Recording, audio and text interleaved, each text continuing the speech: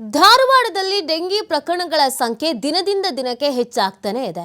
ಇದರ ಜೊತೆಗೆ ಡೆಂಗಿ ಪ್ರಕರಣಗಳು ಹೆಚ್ಚಾಗ್ತಾ ಇದ್ದ ಹಾಗೇನೆ ಬಿಳಿ ರಕ್ತ ಕಣಗಳಿಗೆ ಬೇಡಿಕೆ ಕೂಡ ಹೆಚ್ಚಾಗ್ತಾ ಇದೆ.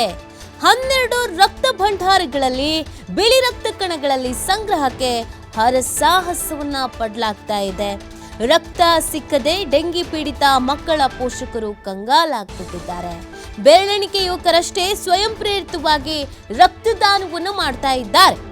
ಧಾರವಾಡ ಜಿಲ್ಲೆಯಲ್ಲಿ ಡೆಂಗಿ ಪ್ರಕರಣಗಳ ಸಂಖ್ಯೆ ಹೆಚ್ಚಾಗ್ತಾ ಇರೋದ್ರಿಂದ ಈ ಬಿಳಿ ರಕ್ತ ಕಣಗಳಿಗೆ ಬೇಡಿಕೆ ಹೆಚ್ಚಾಗ್ತಾ ಇದೆ.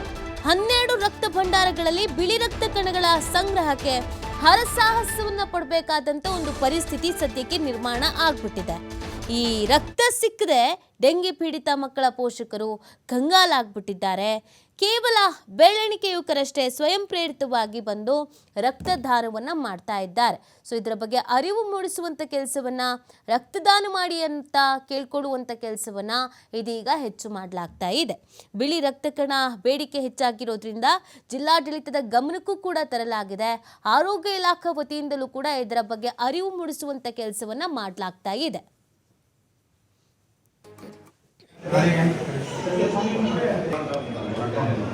इधर से करो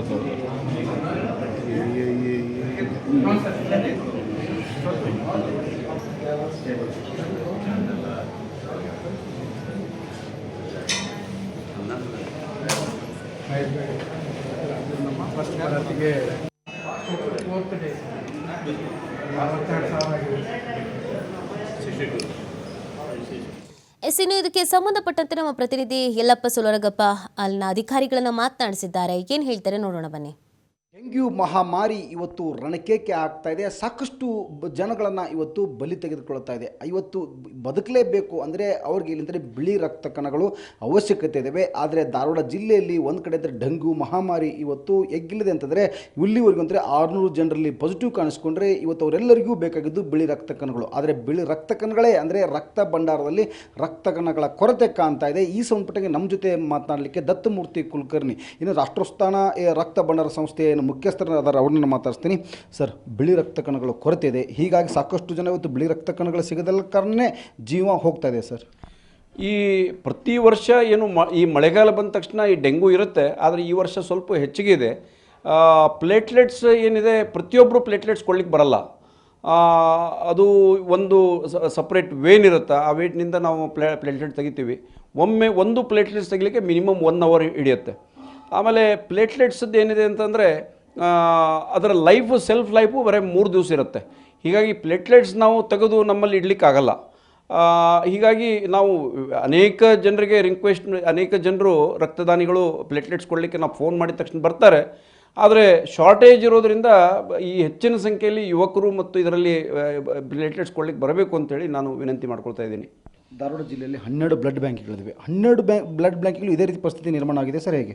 ಪ್ರತಿಯೊಬ್ಬ ಮನುಷ್ಯನಲ್ಲಿ, ಸದೃಢ ಮನುಷ್ಯನಲ್ಲಿ ಸುಮಾರು 1.5 ಲಕ್ಷದಿಂದ 3 ಲಕ್ಷವರೆಗೆ ಪ್ಲೇಟ್ಲೆಟ್ಸ್ ಕೌಂಟ್ ಇರುತ್ತೆ.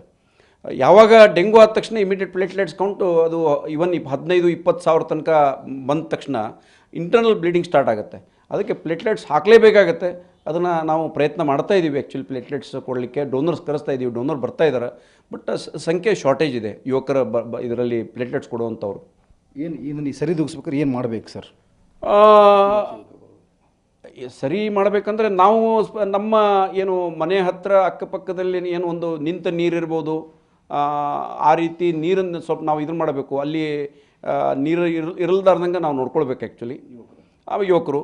ಆಮೇಲೆ ಎರಡನೇದು, ಮನೆ ಹತ್ತಿರ ಆ್ಯಕ್ಚುಲಿ ನಮ್ಮ ಡೆಂಗು ಅಂದರೆ ಸೊಳ್ಳೆ ಬರದಂಗೆ ನಾವು ನೋಡ್ಕೊಳ್ಬೇಕು. ಆ್ಯಕ್ಚುಲಿ ರಕ್ತದಾನ ಶಿಬಿರ, ಈ ಒಂದು ಬ್ಲಡ್ ಏನಿದೆ STP ಸಿಂಗಲ್ ಡೋನರ್ ಪ್ಲೇಟ್ಲೆಟ್ಸ್ಗೆ ಬಂದು ಡೊನೇಷನ್ ಕೊಡಬೇಕು ಅಂತೇಳಿ ನಾನು ವಿನಂತಿ ಮಾಡ್ಕೊಳ್ತಾ ಇದ್ದೀನಿ. Okay, thank you sir. ಧನ್ಯವಾದ.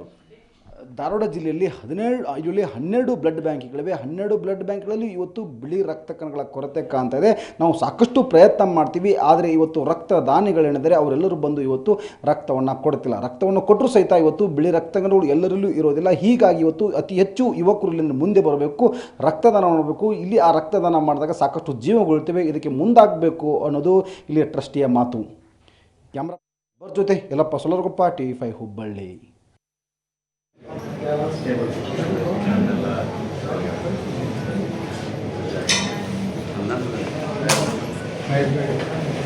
ನಮ್ಮ ಫಸ್ಟ್ ಭಾರತಿಗೆ 4th ಡೇ